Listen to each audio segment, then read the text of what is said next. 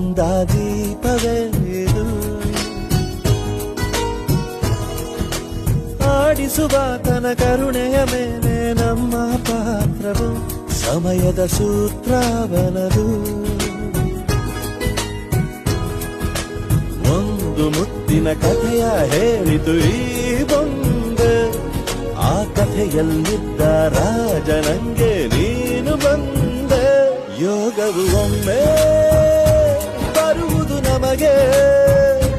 ಯೋಗ್ಯತೆ ಒಂದೇ ಉಳಿವುದು ಕೊನೆಗೆ ಸೂರ್ಯನೊಬ್ಬ ಚಂದ್ರನೊಬ್ಬ ರಾಜನು ಒಬ್ಬ ಈ ರಾಜನು ಒಬ್ಬ